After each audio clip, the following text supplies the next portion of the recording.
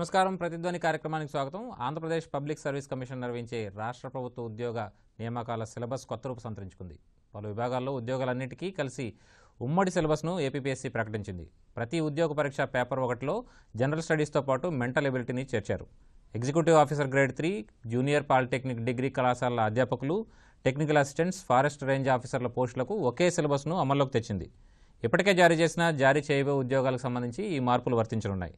ఈ నేపథ్యంలో ప్రభుత్వ ఉద్యోగాల నియామక పరీక్షల సిలబస్లో ఏపీపీఎస్సీ తీసుకొచ్చిన సంస్కరణలపై ప్రతిధ్వని చర్చను చేపట్టింది. ఈ చర్చలో పాల్గొంటున్న ప్రముఖులు ప్రొఫెసర్ పి ఉదయభాస్కర్ గారు, APPSC chairman, K Vijay Kumar గారు, ఏపీపీఎస్సీ సభ్యులు, ఏటా సాంబశివరావు గారు, సీనియర్ పాత్రికేయులు.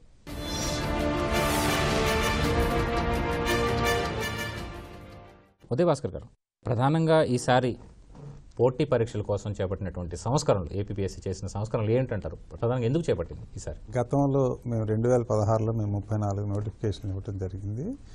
ఈ 34 నోటిఫికేషన్లో మాకు ఏవైతే మాకు కొంత అవగాహన అనేది వచ్చింది. అలాగే మేము ఈ అందరి స్టేక్ హోల్డర్స్ దగ్గర నుంచి కూడా మేము ఫీడ్బ్యాక్ కూడా తీసుకోవడం జరిగింది.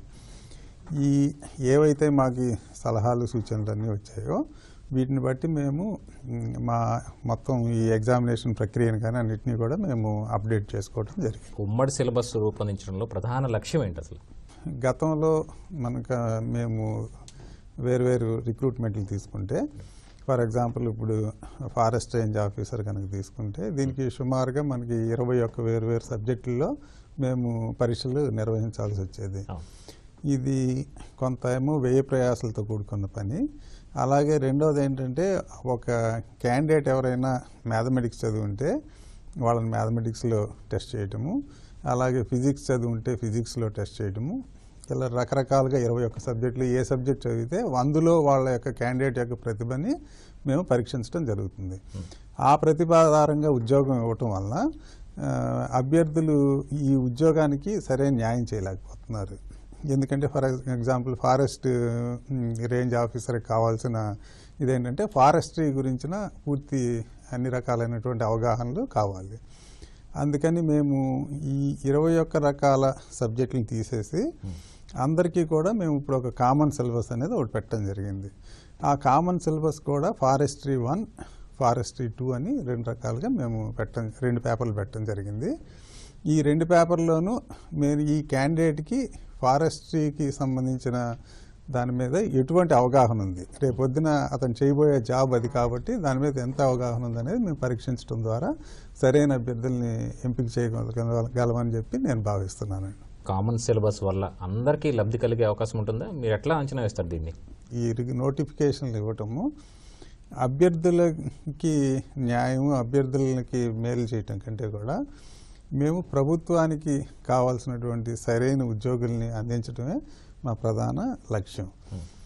ఆ లక్ష్యంలో మాకు ఇక్కడ ఇది మేము మ్యాథ్స్ వాళ్ళు సెలెక్ట్ అవుతారా లేదా కెమిస్ట్రీ వాళ్ళు సెలెక్ట్ అవుతారా అనేది మాకు అప్రస్తుతం. ఫారెస్ట్రీలో ఎవరైతే బాగా చేయగలరో అనే అవగాహనకి మేము వచ్చి అటువంటి అభ్యర్థులు ఎవరికైతే నేర్చుకునే తత్వం బాగా ఉంటుందో అటువంటి అభ్యర్థుల్ని మేము సెలెక్ట్ చేయడం జరుగుతుంది. విజయ్ కుమార్ గారు, అర్హతా పరీక్షగా తెలుగు ఒకటి పెట్టారు ప్రధానంగా. ఎందుకోసం ఈ మార్పు చేసింది ఏపీపీఎస్సీ? గతంలో ఓన్లీ ఇంగ్లీష్ పేపర్ ఒక్కటే క్వాలిఫైయింగ్ ఎగ్జామ్గా ఉండేదండి. ఇప్పుడు first time in the history of APPSC first time మనం ఏం చేస్తున్నాం అంటే ఇంగ్లీష్ క్వాలిఫైయింగ్ సబ్జెక్ట్తో పాటు తెలుగును కూడా మనము తీసుకోవడం జరిగింది. ఈ 2 సబ్జెక్టులో మినిమం క్వాలిఫైయింగ్ మార్క్స్ వచ్చిన వాళ్ళకే నెక్స్ట్ ఎగ్జామ్ రాయడానికి అర్హత సంపాదిస్తారు. మనము తెలుగు రాష్ట్రంలో ఉన్నాము, తెలుగుకు ప్రాధాన్యత ఇవ్వాలన్న ఉద్దేశంతో, భాషని ఎంకరేజ్ చేయాలన్న ఉద్దేశంతో మనము తెలుగుని తీసుకోవడం జరిగింది. కొత్త సిలబస్ ఏదైతే ఉందో అందరికీ ఉపయోగకారిగా ఉంటుందనుకుంటున్నారా? ఈ కొత్త సిలబస్ను రూపకల్పన చేయడంలో మీరు ఎట్లాంటి కసరత్తు చేశారు? ఇది 10th క్లాస్ బేస్ అయి ఉంటుంది, 10th క్లాస్ క్వాలిఫికేషన్ సంబంధించి ఉంటుంది. అది చదువుకోవడానికి పెద్ద ఇబ్బందిగా కాదు. మనం లోకల్గా ఆంధ్రాకి సంబంధించి తెలుగు వాళ్ళమే కాబట్టి తెలుగు కంపల్సరీగా ఉంటే భాషకు కూడా మనం ఎంకరేజ్మెంట్ ఇచ్చినట్టుగా ఉంటుందన్నది మన మెయిన్ ఉద్దేశం. ఏపీపీఎస్సీ తీసుకున్నటువంటి సంస్కరణలు జాతీయ స్థాయిలో పోటీ పరీక్షలు నిర్వహించేటువంటి యూపీపీఎస్సీ కానీ లేకపోతే ఎస్ఎస్సీ కానీ వీరన్నీ చేపట్టిన సంస్కరణలు ఏపీపీఎస్సీ ఎందుకు చేపట్టలేదు? ఇంకా మార్పులు రావాల్సిన అవసరం ఉందని మీరు భావిస్తారా? ఇప్పుడు మనం చాలా వరకు ఏపీపీఎస్సీ యూపీఎస్సీ ప్యాటర్నే మేము ఇంప్లిమెంట్ చేస్తున్నాం అన్ని ఎగ్జామ్స్లో కూడా ఇప్పటి నుంచి. గతంలో కొంత వేరియేషన్ ఉన్నమాట వాస్తవం.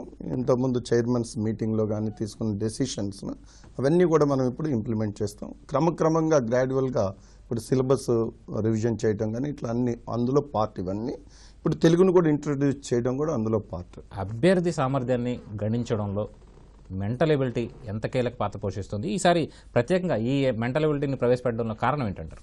మెంటల్ ఎబిలిటీ అనేది మనకి అది రీజనింగ్ యాక్చువల్లీ. మెంటల్గా ఎంతవరకు ఆ క్యాండిడేట్ రీజన్ ఎంతవరకు ఉన్నది అనేది మనం టెస్ట్ చేయడం జరుగుతుంది. సాంబశివరావు గారు, ఏపీపీఎస్సీ చేపట్టినటువంటి సంస్కరణలు, కొత్త మార్పులు ఏవైతే ఉన్నాయో అభ్యర్థులందరికీ లాభించే అవకాశం ఉందా? మీరు ఎట్లా పరిగణిస్తారు దీన్ని?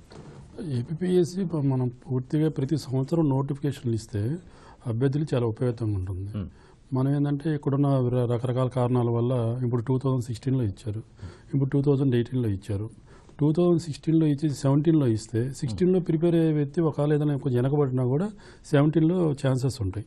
ఇప్పుడు మన సెంట్రల్ గవర్నమెంట్ యూపీఎస్సీ దేశవ్యాప్తంగా అన్ని రాష్ట్రాల్లో వాళ్ళ డిపార్ట్మెంట్ వాళ్ళ శాఖల్లో ఉన్న ఖాళీలన్నీ ఇన్ టైంలో వచ్చి వాళ్ళు కంపల్సరీ ఈ రోజు ఈ ప్రకటన ఇస్తున్నామంటే ఆ రోజు ఇచ్చేస్తున్నారు. దానివల్ల యూపీఎస్సీ సివిల్ సర్వీస్ ప్రిపేర్ అయ్యే వాళ్ళు ఒక పద్ధతి ప్రకారము అసలు డేట్లతో సంబంధం లేకుండా 2009లో నేను రాయబోతున్నానంటే వాళ్ళు ప్లాన్ చేసుకొని 2018 అంతా ప్రిపేర్ అయ్యి 19కి అప్లికేషన్ పెట్టి రాస్తున్నారు. అది మన దగ్గరికి వస్తే కూడా చాలా బాగుంటుంది. ఎందుకంటే మనం అన్నీ కూడా ఇప్పుడు గ్రూప్ 1 సిలబస్ చూస్తే దాదాపుగా సివిల్ సర్వీస్కి దగ్గరగా ఉంది. అట్లా మనం మార్చుకుంటూ వస్తున్నాం. కానీ ఈ క్యాలెండర్ ఇయర్ అంటే ఏదైతే ప్రతి సంవత్సరం నోటిఫికేషన్లు ఇవ్వగలిగితే కనుక ఈ నిరుద్యోగులు లక్షలాది మంది అప్లై చేసే బాధ తగ్గుతుంది. తర్వాత వాళ్ళకి ఒక ప్లాన్ వస్తుంది, నాకు ఇంతవరకే వచ్చింది ఉద్యోగం లేదా నేను రాయలేను అని కొంచెం వేరే ఉపాధి పెట్టుకుంటారు. ఇప్పుడు ఏమవుతుంది, ఎప్పుడైతే లేట్ అవుతున్నాయో వస్తుందో రాదో ఆ కన్ఫ్యూజ్లో ఉండి వచ్చిన తర్వాత ప్రిపేర్ అవుతున్నారు. అదే కనుక రెగ్యులర్గా ఇస్తే నాకు పలానప్పుడు ఇన్ని పోస్టులు ఉన్నాయి, నాకు ఇది సెలెక్ట్ అవుతుంది, ఒక మానసికంగా వాళ్ళు ఒక స్టెబిలిటీకి వచ్చే అవకాశం. సో క్యాలెండర్ అనౌన్స్మెంట్ అనేది చాలా తప్పనిసరి. ఇంతకుముందు ఏపీపీఎస్ వాళ్ళు అనౌన్స్ చేశారు మేము ఇట్లా ఫాలో అవుతామని, కానీ గవర్నమెంట్ దగ్గర నుంచి ఖాళీలు రాకపోవడం వల్ల వీళ్ళు ఇవ్వలేదు. అది వచ్చే విధంగానే మళ్ళీ ఇంకోసారి కసరత్తు చేస్తే ఇంకా ప్రాబ్లం ఉండదు. ఇప్పుడు 2019లో ఇప్పుడు December 31 ఇచ్చారు, మళ్ళీ కొన్ని రేపు ఇవ్వబోతున్నాయి. ఇచ్చిన తర్వాత నెక్స్ట్ ఇయర్ కూడా ఇచ్చారనుకోండి, అట్లా అలవాటు అయిపోయి వీళ్ళకి కంఫర్ట్గా ఉంటుంది, అభ్యర్థులకు కూడా ప్రిపరేషన్కి ఈజీగా ఉంటుంది. ఇక్కడ క్యాలెండర్ ఇయర్ ప్రకటించకపోవడం వల్ల అభ్యర్థులు నష్టపోతున్నాం అన్న భావన అభ్యర్థుల్లో కూడా ఉంది. ఎక్కడ లోటు ఉంది అంటారు ఈ ప్రకటించడంలో లేకపోతే నోటిఫికేషన్ జారీలో?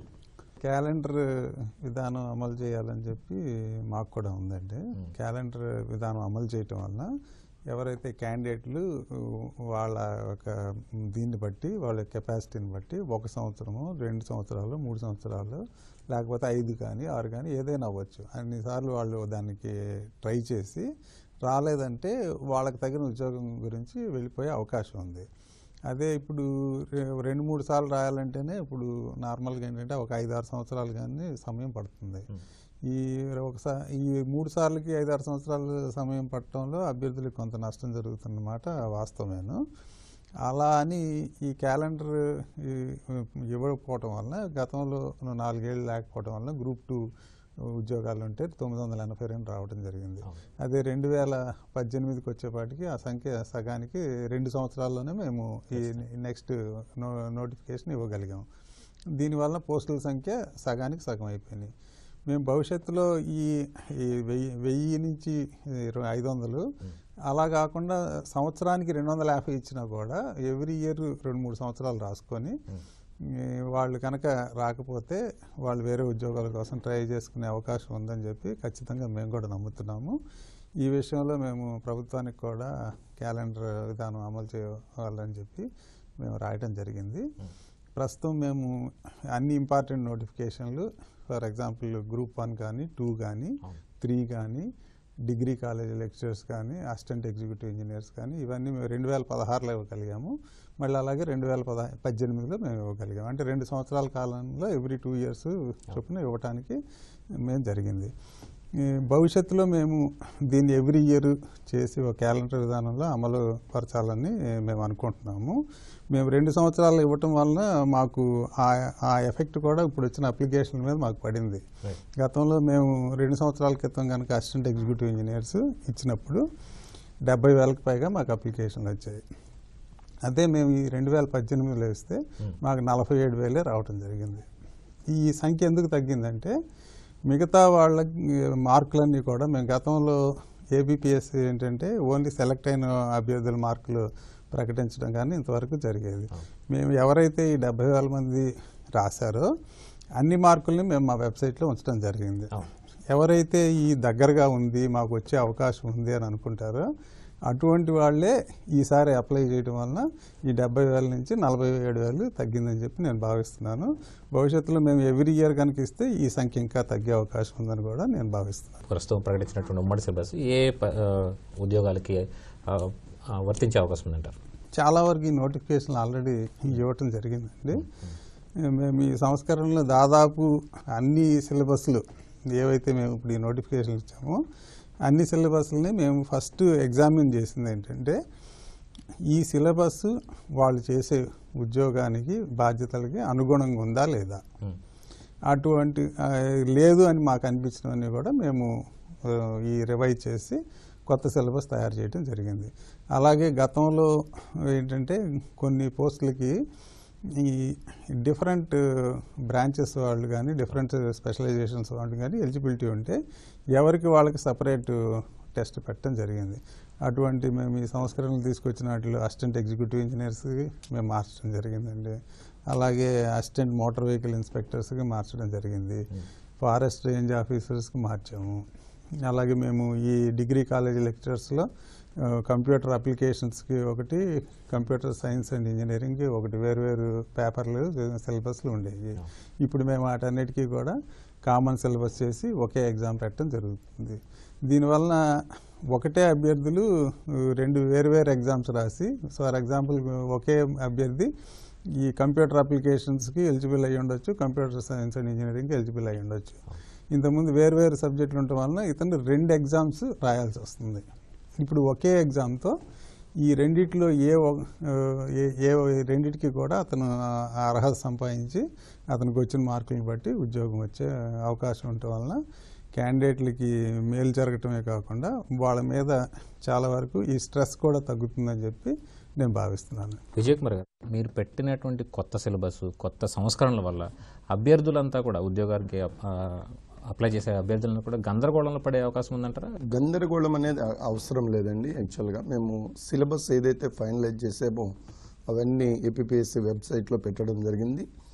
అది కొంతమంది అభ్యర్థుల నుంచి మా ఫోన్లు కూడా వస్తున్నాయి. ఏంటంటే సిలబస్ మీరు ఏదైతే ఫైనలైజ్ చేసినారో మాకు బుక్స్ అందుబాటులో లేవు మార్కెట్లో అనేది కొంతమంది ఫోన్ చేస్తున్నారు.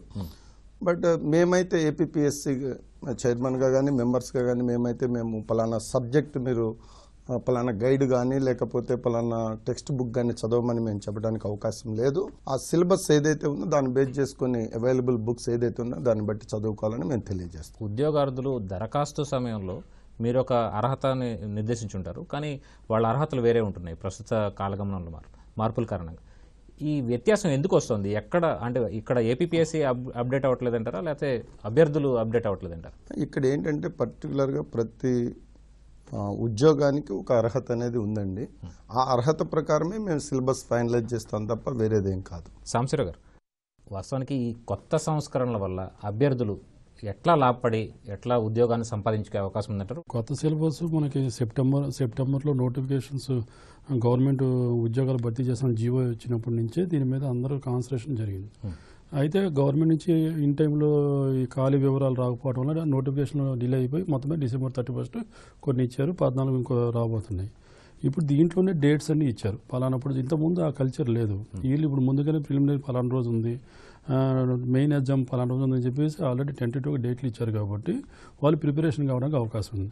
అయితే క్యాండిడేట్స్ నుంచి ముఖ్యంగా ప్రధానంగా ఈ గ్రూప్ 1 సిలబస్ కొత్తది కొంచెం స్వల్పంగా మార్పులు చేయటం, తెలుగులో కంపల్సరీ అర్హత పెట్టడం, దీనివల్ల కొంచెం ఆ మార్చిలో పెట్టిన ప్రిలిమ్స్ డేట్ని కొంచెం పోస్ట్పోన్ చేయమని చెప్పి వాళ్ళు అడుగుతున్నారు. అట్లాగే ఇప్పుడు గ్రూప్ 2, గ్రూప్ 1 ఇవన్నిటి కూడా ఇప్పుడు కామన్గా ఇప్పుడు జనరల్ ఇప్పుడు ఇందా మీరు డిస్కస్ చేసిన మెంటల్ ఎబిలిటీ కానీ జనరల్ స్టడీస్ కానీ ఉద్యోగాల స్థాయిని బట్టి కొంచెం తగ్గుతుంది, కానీ ఓవరాల్గా చూస్తే కామన్ సిలబస్గానే ఉంటుంది. దానివల్ల ప్రిపరేషన్కి ఈజీగా ఉంటుంది. అయితే కొంతమంది ఏం చేస్తున్నారంటే క్యాండిడేట్స్ ఈ ముఖ్యంగా మన కరెంట్ అఫైర్స్ విషయంలో ఎప్పటికప్పుడు ఫాలో కాకుండా అప్పటికప్పుడు టెన్షన్ పడుతున్నారు. ఇప్పుడు సపోజ్ పోలవరం గురించి కావచ్చు, బైఫర్కేషన్ గురించి కావచ్చు, విభజన హామీల అమలు గురించి కావచ్చు, ఈ రాఫేల్ గురించి కావచ్చు, ఇప్పుడు సెంట్రల్ గవర్నమెంట్ ఇప్పుడు 10% రిజర్వేషన్ ఎకనామిక్ బ్యాక్వర్డ్కి ఇచ్చింది. ఇలాంటి అంశాల మీద చదవకుండా ఎప్పటికప్పుడు తరవు కాకుండా అప్పుడు పుస్తకం పడటం వల్ల కూడా కన్ఫ్యూజ్ అవుతున్నారు. అదే కనుక అప్డేట్ కనుక అయినట్టయితే వాళ్ళు ఒరిజినల్ సిలబస్ మీద సబ్జెక్ట్స్ మీద కాన్సన్ట్రేషన్ చేస్తే టైం సేవ్ అవుతుంది. ఇప్పుడు వీళ్ళు ఎప్పుడైతే వీళ్ళు మన డేట్లో ఇచ్చారో ప్రిపరేషన్ చాలా ఈజీ. ఎందుకంటే ప్రతి ఎగ్జామినేషన్కి మినిమం గ్యాప్ ఎంత ఉండాలో అది ఫాలో అయ్యారు. కొన్ని ఏదైనా సర్కమ్స్టెన్సెస్ ఏమైనా వస్తే కనుక అది పోస్ట్పోన్ చేస్తామని చెప్పారు. అయితే ఇప్పుడు క్యాండిడేట్స్లో ఉన్న ప్రాబ్లం ఏంటంటే ఎన్నికలు వస్తున్నాయి కదా, ఈ ఇన్ టైంలో ఇప్పుడు ఇచ్చిన డేట్లు ఏమైనా మార్పులు ఉంటాయి అనేది ఉంది. అయితే వీళ్ళు ఏం చెప్తున్నారంటే రాజ్యాంగబద్ధమైన సంస్థ కాబట్టి ఆల్రెడీ నోటిఫికేషన్ ఇచ్చాం కాబట్టి ఎన్నికలు ఎప్పుడు జరిగినా కూడా సెంట్రల్ పరంగా ఏదన్నా కేంద్రాల పరంగా ఏమైనా ప్రాబ్లమ్స్ వస్తే మేము మారుస్తాం తప్ప ఇచ్చిన షెడ్యూల్ ప్రకారం మీరు వెళ్తామని చెప్తున్నారు. సో దీన్ని అభ్యర్థులు కనుక అవకాశంగా తీసుకొని అంటే ఒకే ప్రిపరేషన్ 4-5 ఉద్యోగాలకు అవకాశం ఉంది. ఇప్పుడున్న ప్రెజెంట్ ట్రెండ్లో గ్రూప్ 1, గ్రూప్ 2, గ్రూప్ 3 కొన్ని ఇంజనీరింగ్ స్టూడెంట్స్కి ఇంకా అవకాశాలు ఎక్కువ. తాజాగా జారీ చేసినటువంటి నోటిఫికేషన్లు ఏ దరఖాస్తులు ఎన్నెన్ని వచ్చాయంటారు? మేము ఇచ్చిన కొన్నిటికి ఆల్రెడీ టైం అయిపోయిందండి. Assistant executive engineers already complete అయిపోయింది. 47,000 దాకా వచ్చాయి అప్లికేషన్లు. అలాగే మేము ఈ ఫారెస్ట్ రేంజ్ ఆఫీసర్ కూడా దానికి కూడా టైం అయిపోయింది. అది 16,000కి పైగా వచ్చాయి అప్లికేషన్లు. అలాగే మేము ఈ motor vehicle inspector assistant motor vehicle ఇన్స్పెక్టర్కి సుమారుగా 5,000కి పైగా మాకు అప్లికేషన్లు రావడం జరిగింది. మిగతా వాటికి చాలా నోటిఫికేషన్లు ఇంకా సమయం లాస్ట్ డేట్ ఉంది. అలాగే ఈ పంచాయతీ సెక్రటరీ కనుకుంటే ఈ ఆల్రెడీ 3 లక్షలకు పైగా అప్లికేషన్లు మాకు రావటం జరిగింది. మేము ఇంకా సుమారుగా 5 లక్షల వరకు వస్తాయని చెప్పి మేము ఎక్స్పెక్టేషన్లో ఉన్నాము. ఒకవేళ కనుక ఇది అవసరం అయితే కనుక మేము ఈ లాస్ట్ డేట్ కూడా ముఖ్యంగా పంచాయతీ సెక్రటరీకి ఎక్కువ మంది అభ్యర్థులు చేసే అవకాశం ఉంది కాబట్టి ఒకవేళ మేము అవసరం అనుకుంటే ఈ లాస్ట్ డేట్ని కూడా పొడిగించే అవకాశం ఉందండి. అంటే వాస్తవానికి ఇక్కడ పంచాయతీ సెక్రటరీ ఉద్యోగ అభ్యర్థులకు సంబంధించి వాళ్ళు ఓటీపీ రావడం లేదు, వాళ్ళకి సరైన హాల్ టికెట్ తీసుకోవడంలో కష్టసాధ్యం అవుతుందని చెప్పి వాళ్ళు చెప్తున్నటువంటి మాట. మీరేమంటారు ఏపీపీఎస్సీగా? అంటే మేము ఈ ఓటీపీఆర్ అనేది ప్రవేశపెట్టే లక్ష్యం ఏంటంటే అభ్యర్థులకు మేము ఎప్పుడైతే అప్లికేషన్స్ ఇన్వైట్ చేస్తామో అప్పుడు ఈ సర్వర్ మీద రష్ లేకుండా ఉండటానికి మేము అభ్యర్థికి వాళ్ళకి కావాల్సిన ఏవైతే ఈ వివరాలు ఉంటాయో అవన్నీ వాళ్ళు ఒక వన్ టైం ప్రొఫైల్ రిజిస్ట్రేషన్ అని క్రియేట్ చేసుకొని మా సర్వర్లోనే వాళ్ళ యొక్క వివరాలన్నీ కూడా స్టోర్ అయ్యి ఉంటాయండి. వాళ్ళు ఎన్ని అప్లికేషన్లు పెట్టుకున్నా ఈ డేటా ఏదైతే స్టోర్ అయిందో అది ఆటోమేటిక్గా ఈ అప్లికేషన్లోకి అప్లోడ్ అవ్వటం జరుగుతుంది. కానీ గతంలో ఈ 2016లో ఎవరైతే అభ్యర్థులు ఈ ఓటీపీఆర్ని క్రియేట్ చేసుకున్నారో చాలామంది ఏం చేశారంటే తర్వాత వాళ్ళ యొక్క సెల్ నెంబర్స్ మార్చేసుకున్నారు. అలాగే వాళ్ళ యొక్క మేము సెల్ నెంబరే కాకుండా వాళ్ళ యొక్క మెయిల్ ఐడి కూడా మేము అడగడం జరుగుతుంది. కొంతమందికి ఆ మెయిల్ ఐడీలు కూడా పోయాయండి. ఈ సెల్ నెంబరు మెయిల్ ఐడీలు రెండూ పోయినా కూడా వాళ్ళు ఏదైతే ఈ ఓటీపీఆర్కి మేము పాస్వర్డ్ ఇచ్చామో ఆ పాస్వర్డ్ కనుక వాళ్ళకి గుర్తుంటే ఖచ్చితంగా వాళ్ళు ఈ సెల్ నెంబరును కొత్త సెల్ నెంబరు కొత్త మెయిల్ ఐడి వాళ్ళు చేసుకోవచ్చండి. అదే కాకుండా ఈ రెండిట్లో ఈ పాస్వర్డ్ మర్చిపోయినా కూడా ఏదో వాళ్ళ సెల్ నెంబర్ ఉంటే మేము దానికి ఓటీపీఆర్ పంపించడము, అలాగే వాళ్ళ మెయిల్ ఐడి పనిచేస్తుంటే దానికి ఈ ఓటీపీ వన్ టైం పాస్వర్డ్ పంపించడం జరుగుతుంది. కొంతమందికి చాలామందికి ఈ 3 కూడా లాస్ అవడం వల్ల కొంత ఇబ్బందులు ఎదురవుతున్నాయి. మాకు ఇలాంటి వాళ్ళందరూ ఏం చేస్తున్నారంటే ఫోన్లో మమ్మల్ని అడగటం వలన వాళ్ళు అసలైన అభ్యర్థులు అడుగుతున్నారా లేదంటే వేరే వాళ్ళు ఎవరైనా దీని గురించి అడుగుతున్నారా అనేది మేము నిర్ధారించుకోవడానికి అటువంటి వాళ్ళకి వాళ్ళ డేట్ ఆఫ్ బర్త్లు వాళ్ళ రకరకాలైనటువంటి వాళ్ళ వివరాలను అడిగి ఆ క్యాండిడేట్ అవునా కాదా అని కన్ఫర్మ్ చేసుకొని అప్పుడు వాళ్ళకి ఆ ఓటీపీఆర్ పాస్వర్డ్ అయ్యి చెప్పడం జరుగుతుంది. అలాగే వాళ్ళ సెల్ నెంబర్ కూడా మేము మార్చడం జరుగుతుంది. విజయ్ కుమార్ గారు, వయోపరిమితికి సంబంధించి చాలా కాలంగా డిమాండ్ ఉంది. మీరు నోటిఫికేషన్ ఎప్పుడు జారీ చేస్తారన్నది అభ్యర్థులు ఎదురుచూపులు చూస్తూ ఉంటారు. దీనికి సంబంధించి మీ దగ్గర ఉన్న సమాధానం ఏంటంటే? ఓపెన్ కాంపిటీషన్ అభ్యర్థులకు ఇంతకుముందు 34 years ఉండేదండి ఎలిజిబిలిటీ. ఇప్పుడు దాన్ని గవర్నమెంట్ మళ్ళా 34 సంవత్సరాల నుంచి 42 సంవత్సరాలకు ఎక్స్టెండ్ చేసినారు. ఇంకా కొంతమంది అభ్యర్థులు 44 చేస్తే బాగుంటుంది అనేది కూడా వాళ్ళు అంటున్నారు. అయినా కానీ ఇప్పటికీ 42 చేసినందువల్లనే మళ్ళీ ఇంకా ఎక్స్టెండ్ అంటే ఇక దానికి లిమిట్ అనేది లేదు. 46 అడుగుతారు, తర్వాత 48 అడుగుతారు. కాబట్టి గవర్నమెంట్ ఒక డెసిషన్ తీసుకొని 42 ఇచ్చింది కాబట్టి 42 సంవత్సరాలు అనేది ఇప్పుడు ఈ రిక్రూట్మెంట్స్కి అన్నిటికీ మేము ఇంప్లిమెంట్ చేస్తున్నాం. అదేవిధంగా ఫిజికల్లీ హ్యాండిక్యాప్డ్ కానీ అదేవిధంగా ఎస్సీ ఎస్టీ కానీ 5 సంవత్సరాలు మళ్ళీ ఎక్స్టెండ్ ఉంటుంది కాబట్టి వాళ్ళందరూ ఎలిజిబిలిటీ. సాంబశివరావు గారు, ఒకే ఉద్యోగం కోసం ఒకే దరఖాస్తు అన్న నినాదం ఎప్పటి నుంచో ఉంది. ఈ సంస్కరణలో భాగంగా ఈ ఒకే అప్లికేషన్ ఏర్పాటు చేస్తే కనుక అభ్యర్థులు లాభించే అవకాశం ఉందా? మీరు ఎట్లా భావిస్తారు దీన్ని? ఇప్పుడు ఆల్రెడీ ఏపీఎస్సీ వాళ్ళు ఓటీపీఆర్ ద్వారా డీటెయిల్స్ తీసుకున్నారు. కానీ ఒకే అభ్యర్థి గ్రూప్ 1కి అప్లై చేస్తున్నాడు, 2కి అప్లై చేస్తున్నాడు, 3కి అప్లై చేస్తున్నాడు. కొంతమంది బీటెక్ స్టూడెంట్స్ అయితే మన ఎగ్జిక్యూటివ్ ఇంజనీర్ వాటికి కూడా అప్లై చేస్తున్నారు. సో ఒకే అప్లికేషన్ తీసుకుంటే వాళ్ళు కూడా ఇబ్బంది ఉండదు. ఫీజు వరకు వాళ్ళు ఇంత కట్టాలి, ఒక ఎగ్జామ్కి ఎంత కట్టాలి, 2 ఎగ్జామ్ ఎంత కట్టాలంటే కట్టేస్తే సరిపోతుంది. అట్లా కాకుండా ప్రతిసారి ప్రతి ఉద్యోగానికి నోటిఫికేషన్ పడినప్పుడు ఒక్కొక్క 4-5 ఎగ్జామ్స్ ఇప్పుడు 4-5 ఎగ్జామ్స్ మళ్ళీ సపరేట్ ఫీజు కట్టడం అన్నీ జరగాలి. ప్లస్ డిఫరెంట్ డేట్స్లో జరుగుతున్నాయి అన్నీ. ఇప్పుడు ఈ రోజు ఒక బ్యాంకుకి పోతే మళ్ళీ ఇంకొక రోజు ఇంకో నెలకి అదే బ్యాంకుకి మళ్ళీ అదే ఫీజు కదా. అట్లా కాకుండా ఒకే అప్లికేషన్ పెట్టుకొని, అంటే ఇలా ఆప్షన్స్ పెట్టుకోవచ్చు కదా. ఇదే అప్లికేషన్ నేను గ్రూప్ 1కి గ్రూప్ 2 అనే వాళ్ళ ఆప్షన్ ఫెసిలిటీ ఇస్తే క్యాండిడేట్స్కి ఈజీగా ఉంటుంది. ఉదయభాస్కర్ గారు, ఈ ఒకే అప్లికేషన్ అన్నది సాధ్యమయ్యే అవకాశం ఉందా? మీరు ఎట్లా భావిస్తారు ఏపీఎస్సీ చైర్మన్గా? ఒకే అప్లికేషన్ గురించి మనం ఆలోచించాల్సిన అవసరం ఉంది. ఒకే ఎగ్జామ్ గురించి ఎందుకు పెట్టకూడదు అనే విషయం కూడా మేము ఆలోచిస్తున్నాం అండి. ఇప్పుడు గతంలో గ్రూప్ 1, గ్రూప్ 2, గ్రూప్ 3 3 రకాలు ఉన్నాయి. అలాగే గ్రూప్ 4 కానీ వేటికైనా కూడా ఎనీ డిగ్రీ అనేది మీకు ఈ క్వాలిఫికేషన్ అండి. అయినప్పుడు మేము గ్రూప్ 2 కూడా ఒక ఎగ్జామ్ పెడుతున్నాం, గ్రూప్ 3కి పెడుతున్నాం. అసలు 2 ఎగ్జామ్స్ పెట్టాల్సిన అవసరం ఏముంది? రెండింటికి ఒకటే యూపీఎస్సీ తరహాలో ఫర్ ఎగ్జాంపుల్ అన్ని రకాల గ్రూప్ ఏ సర్వీసెస్ కానీ గ్రూప్ బి సర్వీసెస్ కానీ ఇలా అన్నిటికీ కూడా ఒకే ఎగ్జామ్ పెడుతున్నారు. కాబట్టి మేము కూడా భవిష్యత్తులో 2 రకాల ఎగ్జామ్స్, ఒకటేంటంటే ఈ డిస్క్రిప్టివ్ టైప్ ఆఫ్ ఎగ్జామినేషన్, రెండోది ఏంటంటే ఈ objective type multiple choice examination. 2 exams పెట్టి ఏవైతే హయ్యర్ పోస్టులు ఉన్నాయో, టాప్ పోస్టులు ఏవైతే ఉన్నాయో వాటికేమో డిస్క్రిప్టివ్ టైపు, ఏవైతే లోయర్ పోస్టులు ఉన్నాయో వాటికి ఆబ్జెక్టివ్ టైపు పెట్టడం వలన అభ్యర్థులందరికీ కూడా అసలు ఈ మల్టిపుల్ అప్లికేషన్లే కాదు, అసలు మల్టిపుల్ ఎగ్జామినేషన్స్ రాసే అవకాశం కూడా లేకుండా ఇదేంటి వాళ్ళకి బాగా కన్వీనియంట్గా ఉంటుందని చెప్పి నేను భావిస్తున్నాను. మేము భవిష్యత్తులో ఆ తరహా చర్యలు తీసుకుంటాం. అంటే ఏపీఎస్సీ చైర్మన్గా తాజాగా జారీ చేసిన నోటిఫికేషన్ అభ్యర్థులు ఎలా ప్రిపేర్ కావాలని మీరు భావిస్తారు? వారికి ఇచ్చే సందేశం ఏంటంటారు? మేము ఆ ఇచ్చిన సిలబస్లో వాళ్ళ యొక్క నాలెడ్జ్ని వాళ్ళకి ఎలా ఉంటాయంటే, నార్మల్గా మేము సెట్ చేసే క్వశ్చన్లు వాళ్ళ యొక్క మెమరీని టెస్ట్ చేయడం కాకుండా వాళ్ళ యొక్క అనలిటికల్ ఎబిలిటీని, అలాగే వాళ్ళకి నేర్చుకునే తత్వం ఎలా ఉంది, ఇటువంటి విషయాలన్నిటి మీద మేము టెస్ట్ చేయడం జరుగుతుంది. ప్రభుత్వ ఉద్యోగాలకు పోటీ సహజంగా లక్షల సంఖ్యలో ఉంటుంది.